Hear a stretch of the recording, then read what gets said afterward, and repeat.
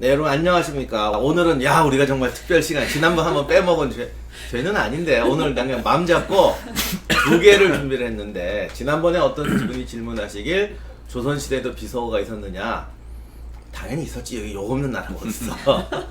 근데 그런 거를 문자로 안 남긴다는 거죠. 그래서 문자 기록이 잘 없는데, 예전에 노영현 쌤이 조선시대 유행어를 하는 정말 특이한 논문을 쓰신 적이 있어요. 그래서 그거 하고, 그리고 이제 편지 같은데, 그 한글 편지 같은데 좀 그런 게 남아 있어서 조선시대 유행어와 뭐 비속어라는 주제로 오늘 제 2부, 그러니까 어제 3부가 돼버렸나? 3부를 시작하겠습니다. 자, 이 순서를 기다리는 게 난 여기는 아는 게 없어요. 그러게. 10시부터만 보고 있을 아는 게 테니까. 없습니다. 일단 지난 시간에 그 콩글리시로 된 한문 뭐 있었냐고 질문을 하셨다고 하는데, 일단 그 부분부터 먼저 말씀을 드리고 진행을 해볼까 합니다. 있었습니다. 정답은 있었고요. 어떤 방식이냐면, 왜 중국어는 요즘도 여러분 중국어 배우면 아시겠지만 그 글자의 순서, 그러니까 예를 들어서 나는 오늘 학교에 간다, 오늘 빼고 그냥 학교에 간다 라고 하는 문장이면 우리는 주어 다음에 동사가 안 오고, 동사라고 그러면지 목적어라든가 이게 나오고 그 다음에 서술어가 맨 마지막에 나오는, 그러니까 나는 구조. 밥을 먹는다. 예, 그런 거죠. 나는 있고 그다음 목적어 있고 마지막에 서술어, 동사 부분이 나오는데, 중국어나 영어 같은 경우는 주어 다음에 동사가 바로 나오죠. 근데 실제로 조선 후기 때 그 양반들이라든가 어쨌든 한문을 쓰는 계층에서 자기 개인적인 일기를 쓴 글들을 보면요, 순서를 보면 이게 중국어가 아닙니다. 한문 순서가 아니에요. 주어 다음에 동사가 안 나오고요, 목적어가 나오고 그 다음에 서술어가 나옵니다. 그러니까 그 글자는 예를 들어서 나 아자에다가 밥을 먹는다, 그럼 밥 식자가 나오면 이제 중국어 방식이겠죠. 막 예를 들어 빵을 먹는다 그러면 뭐 내가 빵을 먹는다 글자 나오고 빵이 나와야 중국어의 어순일 텐데, 그냥 한자는 그대로 배치를 하는데 우리말 순서로 그냥 읽으면 해석이 돼요. 그러니까 영어로 하면은 I love you 해야 되는데, 네, I I you love love라고 예, 쓰던 거죠. 예. 그거 되게 많아요, 옛날부터. 굉장히 많습니다. 네. 그래서 제가 그 박사과정 들어가면서 첫 학기에 저희 이제 강독을 했었던 기억이 나는데요. 그 강독을 하면서 너무너무 고생을 많이 했습니다. 문장이 도대체 해석이 안 되는 거예요. 옛날에 우리 대학원 시험 볼 때, 사학과 대학원 시험 볼 때 한문 보는 과가 국문과가 사학과밖에 없어요. 근데 사학과 교수님이 출제를 하면 그 콩글리시 한문 글 많이 내요. 그러니까 한국 사람이 쓴 한문, 이건 좀 읽기가 쉬워. 근데 국문과 선생이 내면 중국 사람이 쓴 그걸 내요. 똑같은 한자인데 이게 어려워요. 그래서 뭐 이게 문제 유출 이런 게 아니고 어느 쪽이 내느냐에 따라 국문과 사학과의 운명이 바뀌고 그랬어요. 근데 특히 이제 공문서는 정확하게 한문 문법으로 써여 있어서 공식적으로 쓰는 건 맞습니다. 그래서 중국인이 와도 읽을 수 있는데, 문제는 이제 개인적으로 쓴 일기나 혹은 그 지방의 향리가 쓴, 이렇게 그 공식 문서는 아니지만 향리층이 작성한 글들을 보면 다 어순이 우리나라 그냥 어순으로 그냥 가고 있어요. 그게 결국 어떻게 근데 이게 콩글리시 같은. 우리만 그런 게 아니라 중국도, 사실 중국도 그 무관이나 이런 사람들이 쓰는 글은 구어체로 써요. 걔들 말씀한 대로. 그걸 한자로 옮겨 놓으면 사투리가 또 들어가요. 그쵸. 그래가지고 뭐 번역을 못해요. 지금 네. 그거는 정말 어려워요. 우리도 읽어야 되는 책이 한데 죽는 줄 알았어요, 옛날에. 그러니까 이걸 읽느니 그냥 번역 나올 때 기다리자. 그래가지고 사실 그렇잖아. 그걸 읽느라고 어떻게 1년씩 공부를 해. 딴 거 할 거 많은데. 그래서 3년 기다려서 번역본으로 한 적이 있습니다. 무슨 책인지는 안 가르쳐줘요. 또 그런 경우가 있고요. 그리고 우리가 특이하게 썼던 게 이두문이라는 게 있죠. 아마 많이들 알고 계실 텐데, 이 이두문은 우리나라에서 독특하게 개발된 한문, 한자를 이용한 우리말식의 이런 말투기 때문에 지금 중국인이 와서 이렇게 한문이 아주 능통한 중국인이 오더라도 전혀 해석이 안 됩니다. 불가능합니다. 이건 정말 배우지 않으면 불가능합니다. 예를 들면 근데 그거 해. 뭐 한다는 게 무슨 얘기죠? 비싼데 네. 그 실록이나 성정원 일기 같은데 의외로 이두가 상당히 들어가요. 꽤 들어가죠. 근데 한학하시 정통 한학하신 분이 또 이두를 안 해요. 그게 또 안 하죠. 자존심이에요. 네, 네. 그 방금 말씀하신 문법적으로 말이 안 되거든요.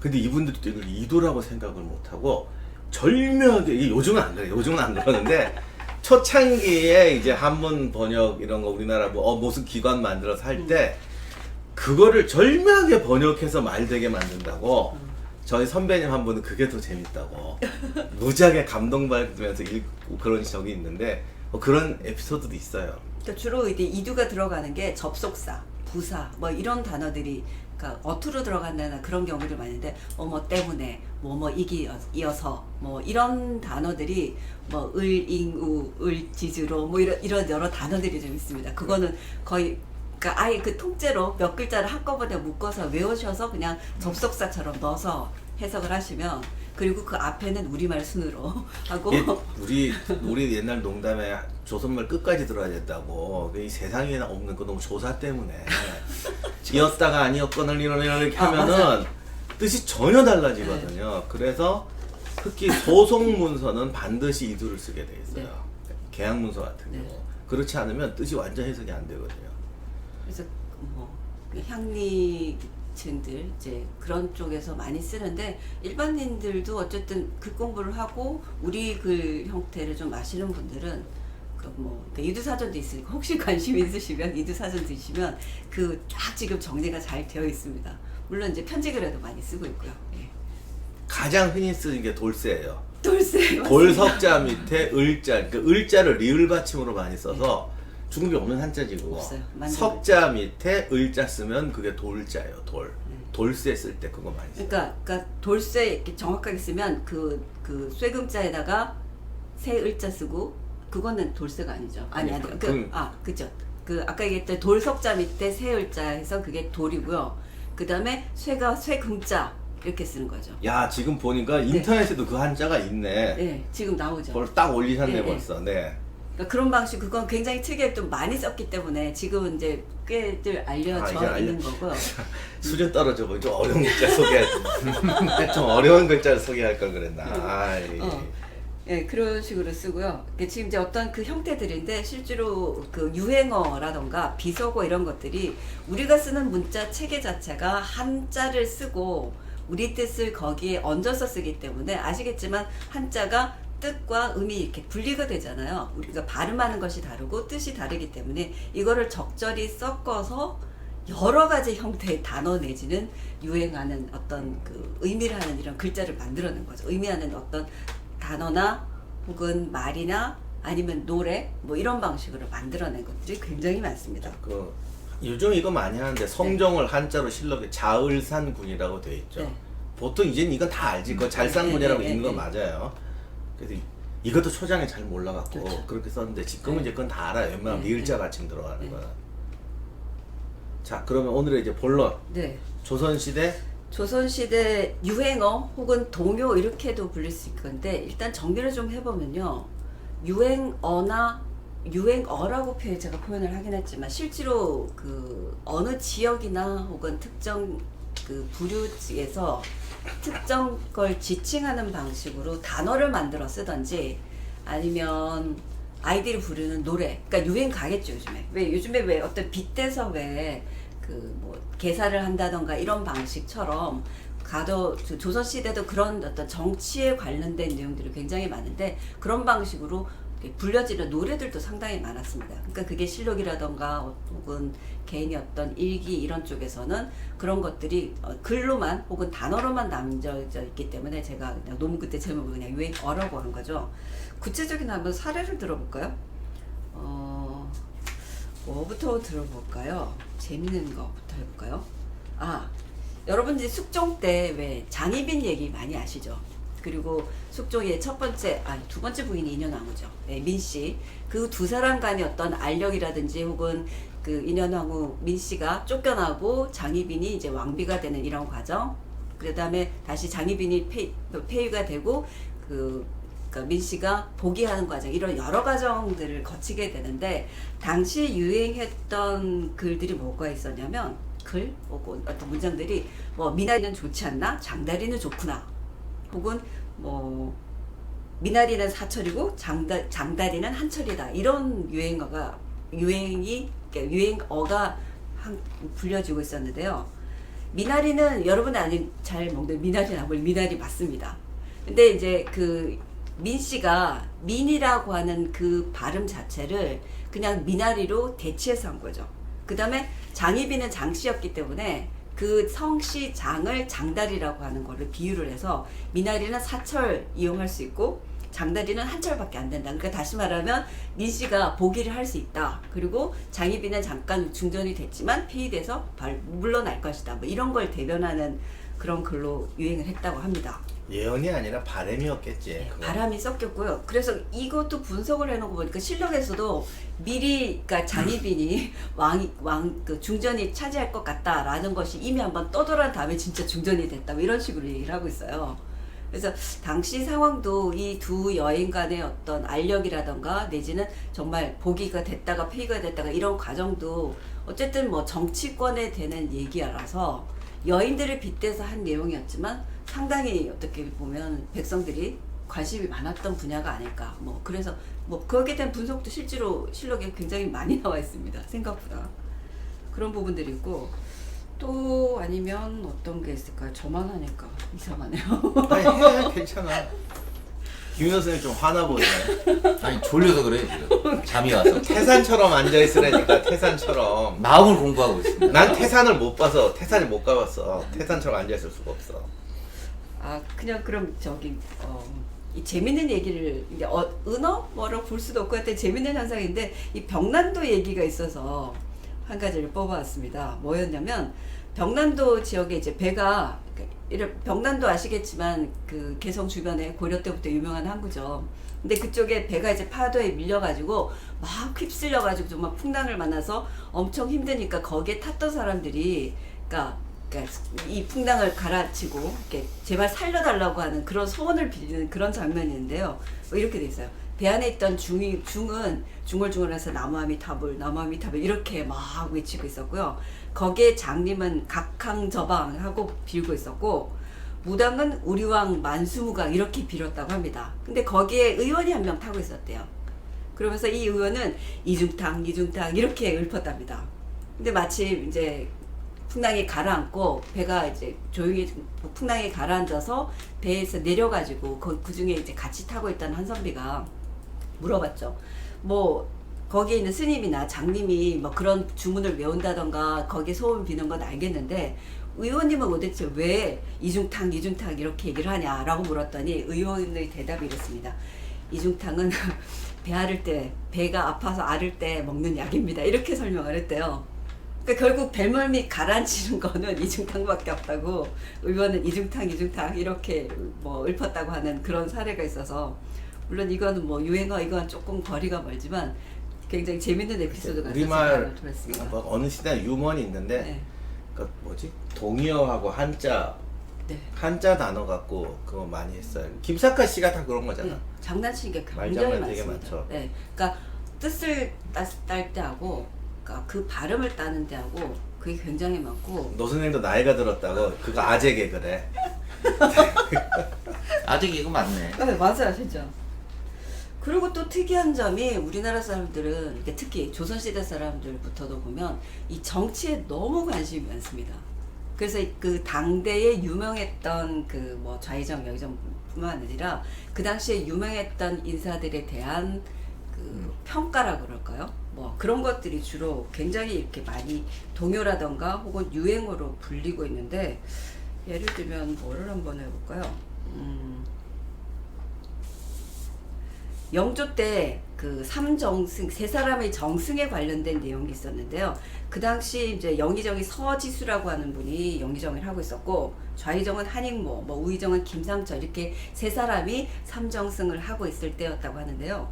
당시 백성들이 이제 그 영의정 서지수를 불러서 서불자라고 불렀다고 하고 좌의정 그 한익모에 대해서는 한미륵 이렇게 부르고요. 우의정 김상철에 대해서는 김사당 이렇게 불렀다고 합니다. 그래서 이제 불자는 이제 서부처 이런 의미라고 볼 수 있을 것 같고 그 다음에 미륵, 그 다음에 김상철에 대해서는 김사당 이렇게 불렀다고 하는데 세 사람이 일단 뭐 다 어질고 영조가 하는 얘기 다 받아주고 해서 그런 면에 있어서는 부처고 한 사람은 미륵이고 한 사람은 사당인데 이 세 사람이 어떻게 보면 백성들의 입장에서는 한 사람은 부처급이고 한 사람은 미륵급이고 한 사람은 뭐 이렇게 그 여기서 나오듯이 이제 사단급이다. 그러니까 훨씬 이제 좀 격이 떨어진다 이런 표현으로 썼다고 하는 단어도 나오고 있습니다. 아니면 왕이 시키는 대로만 하고 가만히 있었다는 뜻 아니요? 구처님처럼 착하게 네, 그런 것도 있어. 좀 운영을 다. 반항을 예, 해야지. 예스맨이라는 얘기. 예스맨이라. 네, 세 사람이 지금 다 그런데 격이 좀 다르다. 한 사람은 부처, 한 사람은 미륵, 한 사람은 뭐 사당 이렇게. 누가 더 예스맨이라는 소리야 그게? 글쎄 이게 그러면 영의정 아닐까요? 부처? 부처님이 더 저기 예스맨입니까? 미륵이 예스맨입니까? 뭘까요? 부처님 아닐까요? 부처님일까요? 미륵은 아직 부처가 안 됐잖아요. 네, 안 됐고 사당은 아직 덜 그러니까 훨씬 멀어. 미륵은 부처가 안 됐으니까 자기 소망이나 이런 거를 가끔씩 툭툭 털어놓을 거니까 반대도 좀 했다는 얘기. 역시 부처님 좀 돼야 완벽하게. 네. 오늘 계속 우리 불교 얘기가 나오는데 이거 혼나는 거 아닌지 모르겠다. 근데 생각보다 이 불교에 빗댄 용어들이 되게 많아요. 그러니까 조선시대 유학자들 입장에서는 네. 이 아무래도 자꾸 불교를 이렇게 깎아내려야 되니까 그래서 그런 것 같기도 개그의 하고. 소재로 삼기가 정말, 좋았단 네. 말이야. 그리고 또 영조 때 유명했던 그 홍봉안이라는 인물이 있죠. 그 해경궁 홍씨의 아버지였던 홍봉안에 대한 내용인데요. 그 홍봉안이 살았던 동네가 실은 이제 어디죠? 만국동이라고 돼 있는데 지금 안국동입니다. 안국동인데 그러니까 홍봉안에 대한 거를 이제 대놓고는 욕을 못 하니까 동네 이름을 써가지고 망국동의 망정승이라고 불렀다며요. 그러니까 홍봉안을 깎아내린 동네인데. 근데 저기 옛날 사람들이 더 착했던 것 같아. 요즘은 그딴 소리 다 큰일 나요. 왜냐면 안국동에 홍봉안만 사냐고. 거기 저기 대감은 다 사는데 그렇지 않아? 요즘 같으면 요즘은 뭐 언론 자유라고 그러지만 요즘은 옛날에는 어디 끌려가는데 요즘은 거기는 안 끌려가는데 인터넷 댓글에서 막 큰일 나 골치 아파요. 근데 이런 걸 봐주네 옛날에는. 그냥 대표인들은 그냥 그럼. 그런가 보다 그러고 하나 봐요. 뭐 청와대를 만국대 이런 소리 했다 요즘 큰일 난단 말이야. 근데 그러니까 망자를 정말 재밌게 많이 붙인 거예요. 망국동, 뭐 망정승 막 이렇게 붙이고 있어서. 근데 이게 단순히 홍봉안만 얘기가 아니라 그 홍봉안이 어떻게 보면 해경궁 홍씨 집안이기 때문에 뭐 사도세자도 관련돼 있고 결국 이제 정조 외가 쪽이 볼 수 있죠. 그래서 그 아들 뭐 아니면 그 형제들 다 연루가 되니까 결국은 이제 그 집안을 다 아예 싸잡아서 망정승, 망국동 이렇게 부른 것 근데 같습니다. 사실 유행어가 TV 같은 게 없기 때문에 유행어가 돌아다니려면은 뭔가 요즘 말로 하면 약간의 그 이슈가 있어야 돼요. 네, 그렇죠. 그러니까 아무래도 정치적 발언이 많고, 훨씬. 예, 정치적 발언이 많이 기록이 되는 것 같아요. 그래서 근데 사실 우리가 생각했던 것보다 조선시대는 유머가 있었어요. 그 거듭 말하지만 참 정치적이기도 하고. 정말. 예. 그리고 뭐 당세 그 노론을 위주로 하는 어떤 발언이라든지 아니면 소론을 위주로 한 발언이라든지 이런 당색에 관련된 게 굉장히 많습니다. 그래서 지역적으로도 그게 좀 차이가 나는데 그 좀 재미있다기보다 이 소론에 관련된 내용입니다. 뭐냐면 당시에 그 영조 때 유명했던 그 서울 지역에서만 유행했던 동요 중에 하나가 청량교회 시위나니 네 집두두 나간다 이런 그 유행어 그런 게 돌았다고 하는데 이게 무슨 뜻이냐면 청량교가 지금 그 중랑천이라고 얘기해요. 청량교 청계천인지 청량리야? 그쪽 예 청량 지역에 사는 조시위라는 이제 소론계통 청량리인가 청량리 같아요. 청량교 밑에 시위가 난다니까 큰 물이 나가지고 물난리를 겪는다 이런 뜻이래요. 그래서 시위 난다는 표현을 썼다고 하는데 당시 그 소론 중에 그러니까 조시위라고 하는 사람이 있었고 그 다음에 여기서 나가는 이집두라고 하는 소론 계통의 사람이 있었습니다. 근데 이 두 소론 같은 경우도 이집두는 이경옥의 후손이라고 하는데요. 문제는 이 그 조시위 같은 경우에 그 소론으로 지금 몰려가지고 굉장히 불리한 위치에서 소론들이 좀 그러니까 다 떼거지로 다 이렇게 어쨌든 쫓겨나고 이런 상황이 벌어졌는데 이 이집두만 쏙 빠져서 멀리 도망가가지고 뭐 그 화를 피했다 뭐 이런 것들 때문에 그 당시 서울 사람들이 청량교에 사는 그 조시위가 문제가 생기니까 이집두가 우리 집도 떠나간다 이런 말이지만 결국 그 이집두라고 하는 사람을 빗대어서 네 집도 나간다 이렇게 표현을 했다고 합니다. 그러니까 결국 같은 서론인데 한 사람은 도망가고 한 사람은 결국 이제 뭐 쫓겨나고 뭐 이런 상황을 이런 방식으로 표현을 한 것 같아요. 머리가 되게 좋았어야 됐겠어. 그렇죠. 소론이 누군지 아이, 또 그걸 이번에 굳이. 도망간 게 누군지 이게 다 해서 이것만 딱 보면 그냥 어떤 자연현상이죠. 나처럼 국회의원 이름도 못 외우는 사람은 유머판에 낄 수가 없어요. 네, 어느 그런 부분이 분이 좀 있어요. 정조가 욕을 그렇게 잘하나요? 라고 또 드디어 얘기하면서 정조 예 그렇죠. 잘하고 있죠. 근데 사실 정조 편지만 남아서 그런 거지 정조만 그랬는지 네. 아무도 모르는 거 아니야? 그런 거는 아니에요. 네. 일단 제가 이제 영정조 쪽을 쭉 이제 연구를 해서 보면 영조도 상당히 이렇게 성격이 좀 불같은 데가 있어서 막말을 좀 많이 했던 것 같아요. 은근히 이렇게 정조처럼 아예 편지 형태로 남은 것들은 없지만 그 영조 말년에 썼던 그 어제로 해서 영조의 글이 남아 있는데 이거는 그냥 시의 형식으로 썼는데 거기에서도 보면 뭐 신하들한테 꼴통이니 뭐 시류에 휩쓸린 이상한 놈들 뭐 이런 식의 단어가 막 나오거든요. 그 꼴통이라는 단어가 저는 우리가 요즘에 쓰는 이제 약간 비속어 비슷한 걸로 쓴 줄 알았더니요. 영조가 이미 쓰고 있더라고요. 그게 골동에서 나온 거지. 예, 골동. 골동이라는 말을 예. 원래 써서 단어가 있어요. 네, 한자에. 있어요. 예. 그래서 그게 이제 골동품이다 예, 예. 그랬던데. 그래서 어떻게 보면 이제 시류에 휩쓸려서 자기 마음대로 해석하고 그다음에 어떤 원칙 안 지키고 또 영조의 입장에서는 굉장히 좀 답답하다. 이 답답한 일근들이들아 뭐 이런 식의 표현으로 썼는데 근데 이상하게 우리 내가 학교 다닐 때마다 쟤는 골동품이야 뭐 골동이야 이런 말 썼거든요. 근데 그건 욕이 아니었어요. 그냥 자는 그냥 옛날 거 좋아해 아니면 뭐 좀 고리타분의 뜻이었거든요. 근데 그때도 꼴통이라는 욕이 있었는데 두 개를 전혀 분리해서 썼어요. 아마 다들 연호는 생각 안 하고 쓰니까 그런가 봐. 그냥 꼴통은 그냥 꼴통인 뜻이고 저건 골동품이야 그러면 그냥 뭐 촌에서 왔나 보다. 뭐 패션이 뭐 뒤떨어진다 그 뭐 정도로? 이런 네. 수준으로. 지금 생각해보니 웃기네. 그래서 저희가 이제 그쪽 작업들을 하면서 이 단어가 정말 맞나 그러고 정말 의심을 했었거든요. 그 단어가 정말 꽤 많이 들어 있었습니다. 근데 시 가운데 그냥 막 들어가 있어서 어떻게 이 정도로 얘기를 하지 했더니 그게 시의 형식이긴 한데 거의 마치 영조의 넋두리처럼 받아 쓴 글들이 대부분 많거든요. 그래서 본인이 생각한 그대로 아마 나오는 대로 쓴 글인 것 같아서 그런 게 눈에 띄지 않나 싶습니다. 우리나라에서 남아있는 글이 주로 이제 문집, 시, 문집, 예. 한자로 된 게 있어.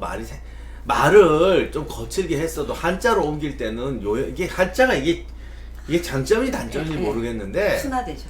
다 뜻으로 정리를 해보기 예. 때문에 근데 이 방송이 욕하면 이거 하지 되나 모르겠다. 뭐 예를 들면 밥이나 처먹어라 라고 했어도 그렇게 막 하다 한 방에 훅 가시면 한자로 쓰면 식사하세요가 돼요. 그 번역이 한자로 하면. 그래서 그게 안 살아났기 때문에 그러다 보니까 조선시대 사람들은 욕도 안 하고 막 근엄하고 뭐 농담도 안 하고 사는 줄 아시는데 이게 글이 축약이 돼서 그래요. 뺀 게 아니고 축약. 축약하고 뜻으로 받아 풀어져도 예, 그렇게 되다 보니까 이제 그렇게 돼요. 그래서 아, 실제로 언어 생활은 정조가 욕한 대표적인 사례로 지금 신만지에게 보냈던 편지에 남아있는 부분인데요. 뭐 예를 들면 이제 호로자식 뭐 이런 게 있죠. 물론 이제 우리 지금 제가 발음하는 것처럼 호로자식 이건 아니고요. 이 한자로 써서 그 오랑캐 호자에다가 시종자에다가 아들자자를 씁니다. 그러니까 그걸 풀면 호로자식 이렇게 되는 것이죠. 이게 그 당시 이제 서용보라고 하는 사람을 이제 빗대서 뭐 그렇게 편지상으로 굉장히 답답하다 뭐 이런 표현으로 쓰면서 아예 그렇게 심하게 뭐 욕은 아니지만 정조도 한글을 다 알았죠. 5살 때 쓴 편지를 보면 정말 또박또박 어린아이가 쓴 글씨처럼 당시 이제 고모에게 보낸 편지도 있고요. 예, 한글 편지가 있습니다. 그래서 한글을 분명히 알았던 건 분명하고 실제로 심한지에게 보낸 편지 일부 뭐 부사라던가 이런 쪽에서는 표현이 있죠. 그냥 뒤죽박죽 뭐 이런 단어는 그냥 다 나옵니다. 한글로 그냥 써있죠. 그거는 이제 한자 표현이 안 되니까 뭐 그런 방식이라든지 어떤 분이 적비린내 나는 놈이라는 단어를 쓰던데 구상유치 그랬다는데 네, 그 단어도 씁니다. 유치자재는 고려시대 기록에도 나와요. 구상이 아니고 그냥 유치. 유치자제라. 근데 그 욕이 아니라 맞아. 고려 시대는 그냥 어린애. 네. 어린애. 아직 요즘 말로 뭐지 그거? 젖도 안 뗀 어린데 이렇게. 그거보다는 좀 다른 표현 아닐까? 그냥 얼라. 몰라 정도. 뭐 얼라들. 예를 들면 미성년자 애들이 왜 한약할 때 유치자제라는 말을 썼어요. 그걸 꼭 그거는 욕까지는 아니었어요 거기서 그냥 예, 어린애라는 상소문에도 쓰고 하니까. 그리고 그 세종도 있지 않나요? 세종 몰라. 난 세종 속에서 나는 저기 실록 볼 때 그런 건 안 봤어요. 아 맞아요. 그 좋은 질문. 머리에 피도 안 마른 뭐 네, 그 정도 수준이에요. 그 정도 유치는. 수준. 예. 그런 정도고. 근데 머리에 피가 안 말랐다는 말은 왜 생겼지? 아까짱. 뭐? 그 왜 일본어로 아기를 아까짱이라고 하잖아. 빨간 아이 이런 뜻으로 아까짱이라고 그러잖아. 그러니까 이게 왜 아이 태어나자마자 보면 얼굴이 되게 빨갛고 이렇게 핏줄이 다 보이고 머리에 특히 그래서 그게 그런 아 이건 의미인가? 피가 또 안 마른 이건 일본 소원 단어가. 글쎄 그건 잘 모르겠는데. 표현을 하기 위해서 만든 거죠. 그럼 그 일본에서는 그렇게 했어요. 갑자기 시니컬해지네 우리 또. 아니 그런 거죠. 뭐. 꼭 욕은 아닌데요. 우리말을 어쨌든 이제 그 한자로 표현을 말려고 하다 보니까 모쪼록 아무쪼록 뭐 좌우당감 뭐 이런 말 많이 쓰잖아요. 그 말이 그냥 다 나옵니다. 뭐 그런 거라든지 아니면 뭐 많이들 아시겠지만 우리 그 왜 이모티콘처럼 찌찌 크크 뭐 하는 방식으로 그 입구변에 가에 가짜 오를 가짜 그 써서 가가 이런 표현들이 정말 많이 나오거든요. 근데 이게 그냥 마치 껄껄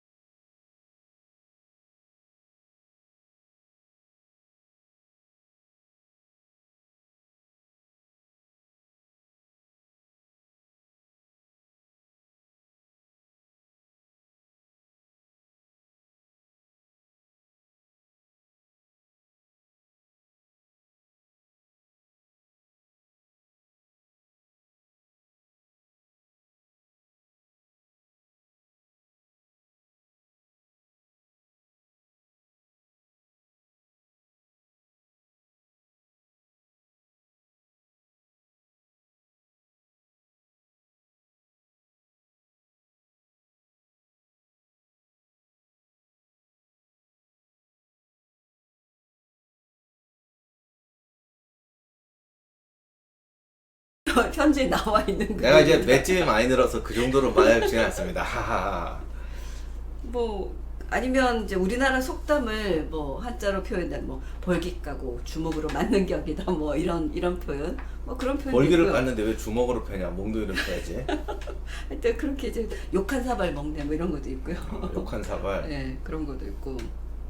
그리고 표현이 좀 이제 한자도 굉장히 좀 단호하게 쓰려고 중복된 단어를 여러 번 쓴다던가 이런 표현도 많이 있죠. 이거는 욕은 아닌데 아마 정조가 그러니까 한자를 쓰는 어떤 어투라고 해야 되나? 그러니까 그런 것들이 특징들이 좀 보여요. 굉장히 사실 좀 단호하게. 영조 편지가 남아서 그렇고 정조. 예, 예. 예. 그리고 정조가 성질도 좀 하여간 그런 데다가 이렇게 좀 이렇게 그렇게 써서 그렇지 아마 옛날 일반인들도 많이 저 양반들도 많이 썼을 많이 거예요. 그랬을 것 같아요. 그리고 하여간 우리가 알고 있는 그리고 옛날 사람들 그 편지를 많이 태워요.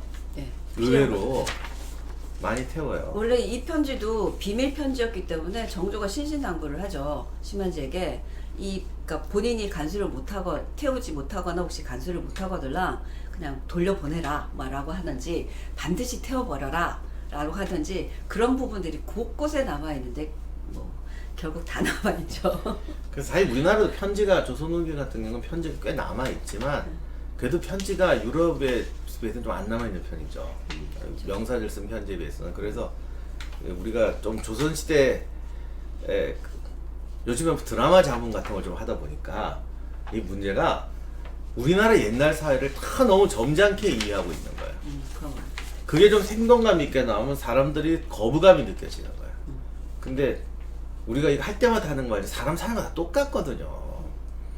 TV가 없어서 TV를 켜라라는 단어가 없는 거지. 뭐 이렇게 TV 볼 자세가 안 돼 있어서 우리가 저기 공부해야지 무슨 TV를 보냐 이거 아니라는 거죠. 그래서 똑같기 때문에 사람 비슷한데 아까 여기 뭐 상민들이 쓴 말은 없는데 남아있는 게 없어서 저희가 비싸요. 물론 그렇기도 하고 그 상민들이 썼던 것들이 지금 유행어라고 하는 그런 방식으로 예를 들어 죄인을 취조한다거나 어떤 지역의 유행어가 이런 것들이 유행하고 있는데 당시 뭐 수령이 뭐 무슨 나쁜 짓을 했다든지 그러면 이런 비슷한 류를 빗대서 많이 그 지역에만 유행을 했던 것 같아요. 그러면서 그 취조할 때 했던 그런 부분들이 있는데 차마 글을 옮기지 못하니까 이런 류의 얘기가 있더라 정도로만 나와 있어요.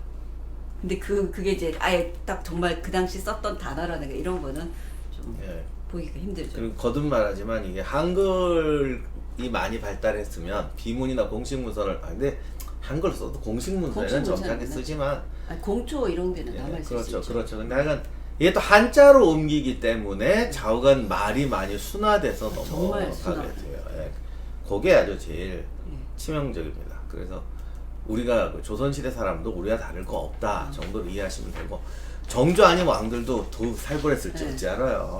그리고 또 어떤 사회 현상 때문에 있는데 요즘에 뭐 입시 비리니 어쨌든 교육 문제가 굉장히 심한 큰 이제 화두가 되고 있잖아요. 근데 이 당시도 역시 이제 과거에 관련된 부정이라든지 이런 것들이 굉장히 많았던 사실을 볼 수가 있는 게 숙종 때 유행했던 동요 중에 하나가 제목이 이제 어사화냐 금은화냐 뭐 이렇게 돼 있어요. 그러니까 어사 화자는 이제 꽃화자를 써서 그러니까 어사화냐 이렇게 야자도 그냥 그 한자로 야자를 쓰고 금은화냐 이런 그 제목인데 내용을 보면 백지로 낸 시험지에 홈페이지 나오니 머리에 어서바 꽂고 길에서 쳐다보는 얘게 으스대네.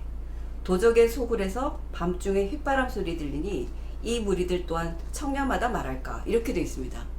이게 어떤 아마 그 당시에 유행했던 노래 제목이고 하나는 이제 가사들인 것 같은데요. 이건 뭐냐면 당시에 과거 부정이 굉장히 실은 많았었죠. 생각보다. 예를 들어 미리 짜고 들어간다든지 아니면 뭐 담벼락을 통해서 답안지 그러니까 그야말로 미리 작성한 답안지를 넘겨준다든지 아니면 돈으로 써서 이미 이미 이제 뭐 합격자가 먼저 얘기가 된다든지 이런 여러 가지 현상들이 있어 보니까 여기서도 그 제목에 보듯이 어사화는 결국 그 장원 극제한 사람의 같던 그 머리에 꽂던 그 징표죠. 그런 것이 결국 금은화냐, 그러니까 금은으로 돈으로 다 처벌은 뭔가 아니냐, 예, 이런 제목으로 달려 있습니다. 굉장히 재밌는 현상 중에 하나죠. 그것도 참 오래된 현상이에요. 그러니까 굉장히 실은 교육 무슨 시험 이게 예민할 수밖에 없었던 게 조선시대도 어쨌든 과거를 봐야지만 관직에 진출할 수 있는 유일한 길이었고 또 직업이 결국은 번듯한 직업이 이 과거라는 거 통해서 관직에 진출한 것밖에 없었기 때문에 모든 사람들이 원하는 것이었죠. 아 지금 계속 질문에 네. 조선시대 책에 낙서 많았대는데 책에 빌려본 책에도 낙서를 했다던데라는 질문이 아까부터 계속 올라오시는데 이 낙서를 조금 그 책에 있는 낙서는 좀 잘못 오해하시는 것 같아. 책에 이런 거 그리고 그런 거 예, 아니고요. 우리가 학교 다닐 때 교과서에 낙서했다가 두드려 맞는 그런 낙서가 아니에요. 책에 있는 낙서라는 거는. 뭐 줄을 긋는다든지 빨간 표를 해준다든지 본인이 거기에 대한 써머리 이제 주요 거기 필요한 글자를 뽑아둔다든지 그런 식의 표식들이 많죠. 그러니까 그걸 원래 하지 말라고 그러는데 그런 방식으로 표시를 해준 것도 많고 마치 우리 요즘에 포스트잇 붙이는 것처럼요. 따로 그렇게 해서 띠지를 둘러가지고 정말 똑같은 포스트잇처럼 보여요. 딱 보면 풀로 붙여놓고 그렇게 표시된 것도 되게 많아요. 그러니까 그때가 지금처럼 사실 요즘에 컴퓨터 때문에 편했지만 옛날에 사전 갖고 뭐 찾는 것도 되게 귀찮았어요. 그럼 책 읽다 보면 이게 뭐 오자라든가 사람 이름이 나오는데 얘가 누구라든가 이런 거를 다는데 어차피 그건 남들이 봐도 도움이 되는 얘기이기 네, 그런 것들이 많죠. 때문에 네. 뭐 그렇다고 하는 게 잘했다는 건 아니지만 또 이게 불편하니까 그런 걸 많이 하고 그런 걸 많이 욕을 안 했던 것 같아요. 그리고 서지학에서는 이게 가끔 거꾸로 대박 쳐요. 그렇죠. 책을 했는데 여기 누가 뭐 써놨는데 그 글 쓴 것이 이게 누구다. 누구더라. 그러면 이게 또 얘가 갑자기 달라집니다. 이제 네. 그 억 단위로 뛸 수도 있는. 또 특이한 케이스들이 뭐냐면 그 지난 시간에 제가 설명했듯이 이렇게 그 인쇄 목판 해가지고 책을 만들 때 이렇게 인쇄된 면이 앞으로 나오고 이렇게 재본할 때 이렇게 안으로 하잖아요. 그러니까 안에 이렇게 속지는 다 이렇게 비어 있거든요. 물론 비치긴 하지만. 근데 여기에 다른 글들이 써 있는 경우들이 필사에서 들어간 것들이 있습니다. 종이가 워낙 귀하니까 여기에 탁본한 거라던가 이 원래 썼던 원래 책에 있는 판형 그거 말고 안쪽에 이 안쪽에다가 이거를 찢어가지고 여기에다가 한글 뭐 소설을 베껴 놓는다던가 아니면 그 당시에 그러니까 한글 소설들이 그러니까 읽는 층들이 좀 한정됐고 양반들이 한글 소설 읽는 걸 굉장히 좀 기분 나빠했었거든요. 몰래 읽는 경우도 있고. 그래서 이게 한글 소설을 베껴 놓고 이게 뭐 그 한글 소설로 굉장히 연대가 올라가고 뭐 이런 경우도 생기고요. 그래서 이거 찢으면 안 되는데 예. 이거 원래 예. 풀로 붙여놨는데 뭐 또 플레이가 아니고요. 이게 아니고 여기 이렇게 접어져 있어서 이걸로 넘어가죠. 근데 그렇죠. 여기 딱 찢어가지고 여기 안에 뭘 그거 해놔. 또 그거 찾느라고 찢는 사람들도 꽤 있어요. 그게 찢어서 발견하면 다행인데 찢어가지고 욕 먹는 사람 많습니다. 그렇죠. 그거. 그래서 간혹 이렇게 해서 정말 특이한 이게 특이한 거 하나. 원래 있는 책보다 안에 적힌 것들 때문에 엄청 값어치가 올라간 책들이 있습니다. 야, 또 한때 그 얘기도 있었어요 우리 때. 내가 저기 공부하지 말고 가서 그런 책 구해갖고 그거 찢어라. 여기까지 할까? 예, 그러시죠. 네. 그럼 오늘은 이제 시간이 많이 가서 벌써 9시가 다 됐어요. 오늘은 이상으로 마치고 다음 시간 거는 제가 커뮤니티에 올려드리겠습니다. 근데 오늘은 좀 이게 직지신경 어려움했지만 오늘 했던 게 하나의 광고가 다시 한번 말씀드리면 우리가 북 리뷰 코너를 만들 거예요. 인문학 동서양 한국의 역사책, 그러니까 뭐 삼국사기나 이런 거 등등 해서 북 리뷰 코너를 만들어서 이제 이건 한 번씩 자기별로 진행하려고 하는데 앞으로 많은 시청 부탁드리고 그거 외에도 지금 시리즈 두 개 더 준비하는 거 있으니까 앞으로 많은 시청 부탁드립니다. 오늘은 이상으로 마치겠습니다. 감사합니다. 예, 감사합니다. 고맙습니다.